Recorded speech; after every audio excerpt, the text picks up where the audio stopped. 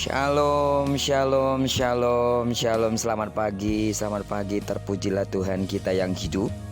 Di pagi yang cerah ini kita patut bersyukur sebab dalam anugerahnya yang besar Dia telah memberikan kita satu hari lagi, tepat di hari Jumat tanggal 28 Mei tahun 2021. Tuhan telah memberkati tidur nyenyak kita sepanjang malam ini, maka kita percaya bahwa sepanjang hari ini sampai terbenamnya matahari di tanggal 28 Mei ini, Tuhan akan terus menyatakan kuasa namanya sebagai Allah yang menyertai, melindungi, dan memberkati kita. Amin. Saat ini sebelum kita lebih jauh melakukan aktivitas sepanjang hari ini, seperti biasa mari kita sama-sama kembali meneduhkan hati kita untuk merenungkan firman Tuhan yang akan menjadi pedoman dan pelita hidup kita dalam menjalani hari kita secara khusus hari ini. Perenungan kita akan tetap kita ambil dari pembacaan 27 hari bersama kitab Imamat. Luar biasa, kita telah tiba di penghujung kitab Imamat, yakni Imamat pasalnya yang ke-27.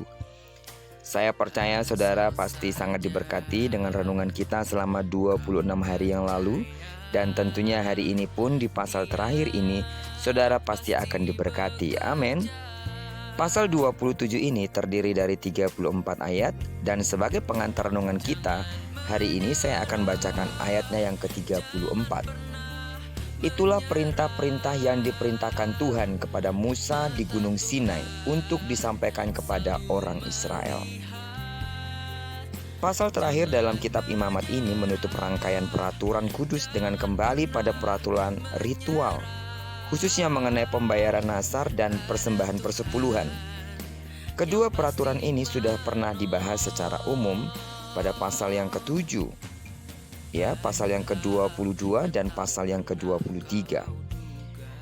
Nasar adalah permintaan khusus kepada Tuhan. Seseorang bernazar dengan memberikan persembahan tertentu sebagai pembayaran nazarnya. Ada 3 macam hal yang bisa disajikan atau yang bisa dijadikan pembayaran nazar. Yang pertama, manusia. Namun karena orang yang bukan suku Lewi tidak bisa melayani di kemah suci, maka diganti dengan uang dalam nilai tertentu. Adanya perbedaan nilai nazar antara laki-laki dan perempuan mungkin disebabkan bahwa secara fisik laki-laki lebih kuat daripada perempuan. Yang kedua, hewan.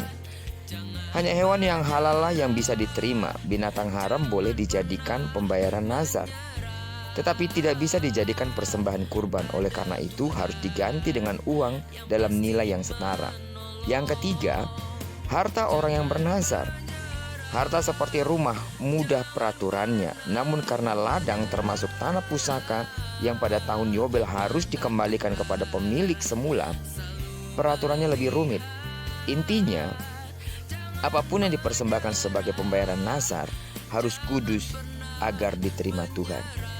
Dalam peraturan mengenai pembayaran nazar disiapkan aturan bila orang ingin menebus apa yang telah dinazarkan.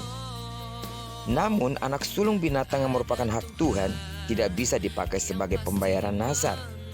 Begitu pembayaran nazar dilakukan, maka yang sudah dibayarkan tidak lagi bisa ditebus.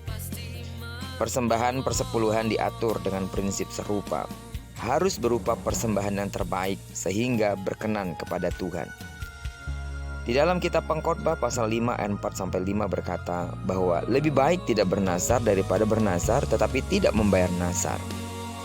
Maka yang penting bukanlah ucapan nazarnya, melainkan sikap hidup yang senantiasa ingin menyenangkan hati Tuhan dengan memberikan yang terbaik kepadanya.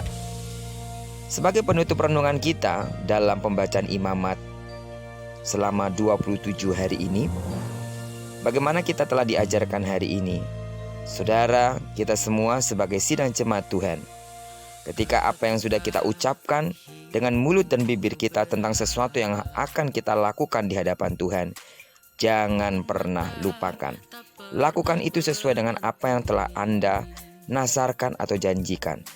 Terlebih ketika saudara telah diberkati oleh Tuhan, jangan lupa ada bagian yang harus dikembalikan kepada Allah, yaitu persepuluhan sebagai ungkapan terima kasih kita dan pengakuan bahwa apa yang kita miliki berasal dari Tuhan.